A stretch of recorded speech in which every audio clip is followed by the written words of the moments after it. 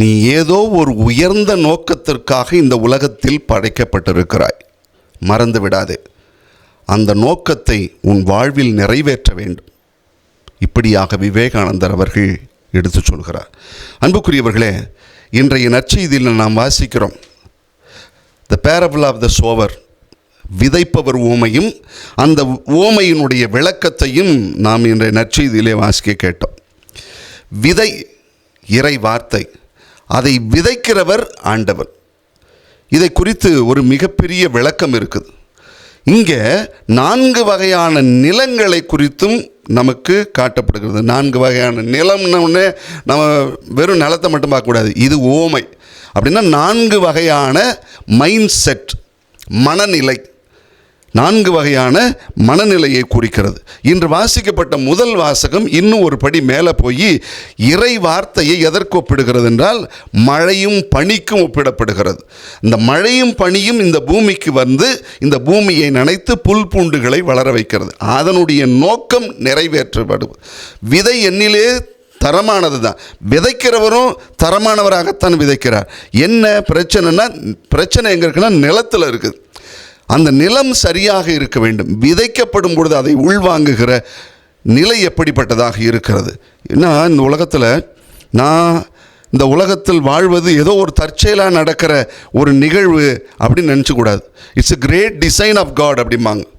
கடவுளுடைய பெரிய திட்டம் அதில் இருக்குது. அந்த கடவுளுடைய பெரிய திட்டம்.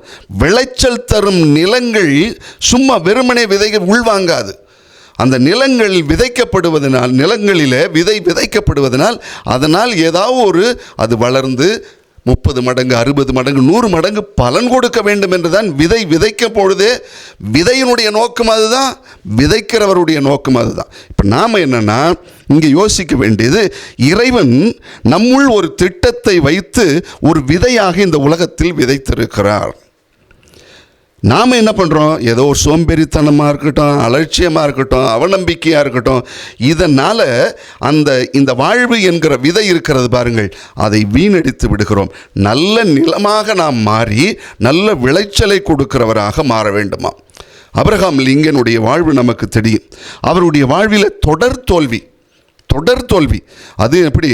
வறுமையினால், காதலினால், தேர்தலினால், மரணத்தினால், மன அழுத்தத்திற்கு அதிகமாக ஆளாகி கடைசியில் என்ன சொன்னார்?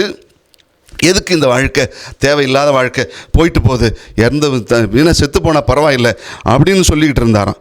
அது பிறகு அவருடைய வாழ்க்கையில் கால போக்கில் அவர் என்ன சொன்னார்னா, நாம் மனசை மாற்றிட்டு அந்த மன அழுத்தத்திலிருந்து வெளியே வந்துட்டு சொன்னாராம், நாளை நான் ஏதோ செய்ய வேண்டும் என்பதற்காகத்தான் கடவுள் என் தற்கொலை எண்ணத்தையே மாற்றி வைத்திருக்கிறார் என்று சொன்னாராம். அதுக்கு பிறகுதான் அமெரிக்கா நாட்டினுடைய அடிமை முறை, அடக்குமுறை, ஆட்சி முறையெல்லாம் மிகப்பெரிய அளவிலே மாறியது என்று சொல்வார்கள். ஆக அன்புக்குரியவர்களே, இந்த உலகத்தில் கடவுள் நம்மை விதையாக விதைத்திருக்கிறார். ஆனால் என்ன பிரச்சனைனா, நம் நிலங்கள் எப்படிப்பட்டதாக இருக்கிறது, நாம் எப்படிப்பட்டவர்களாக மாறுகிறோம்? 4 வகையான நிலங்களை வாசித்தோம் அல்லவா? 1 வழியோர நிலம்,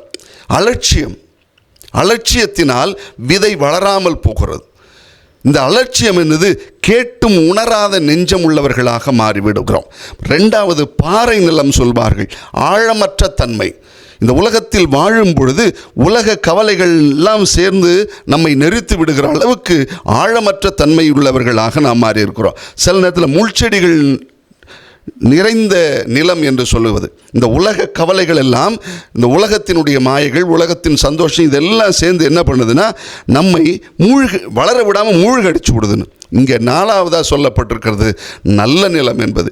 இதுதான் கேட்டு உணர்ந்து வளர்ந்த பலன் கொடுக்கிற நிலமாக மாறுகிறது. நம்ம தெரியும், அதாவது ரோமை அரசு தொடக்க காலத்தில் ஏர்லி கிறிஸ்டியன் பெர்செக்யூஷன் சொல்கிறோமே, 1, 2, 3, 4 நூற்றாண்டுகள். அந்த நூற்றாண்டுகளில் நீரோ, தியோக்குலேசியன் இவர்களெல்லாம் கிறிஸ்தவர்களையும் கொடுமைப்படுத்தி சாவடிச்சுக்கிட்டு இருந்தாங்க. அந்த நாட்களை கொஞ்சம் யோசித்து பார்க்கும் பொழுது அப்போ நிறைய பேர் என்ன பண்ணாங்க, இந்த 4 வகையான நிலங்களை வெளிப்படுத்தி இருக்கிறார்கள் என்று சொல்வாங்க. 4 விதமான மனநிலையம். 1, இது கிறிஸ்தவம் ஏழைகளின் மதம், அடிமைகளின் மதம் என்று சொல்லி கிறிஸ்தவத்தை ஏற்றுக்கொள்ளாமலே அதற்கு பதிலாக கிரேக்க தத்துவம், கிரேக்க கலாச்சாரம் இதுவிலே மூழ்கி போயிருந்திருக்கிறார்கள். அதாவது முதல்ல வழியோர நிலம் மாறி அவைகளில் மத்தியிலே போயிட்டாங்க. இரண்டாவதாக என்ன சொன்னார்கள், சிலர் ஞானஸ்தானம் வாங்குகிறாங்க. ஞானஸ்தானம் வாங்கி கொஞ்ச நாள் போன உடனே அதுக்கு பிறகு அவங்களால் நிலைத்திருக்க முடியாத அளவுக்கு இந்த பெர்செக்யூஷன் அதிகமாகும் பொழுது அவர்கள் அந்த நம்பிக்கையை இழந்து விட்டு போய்விடுகிறார்கள்.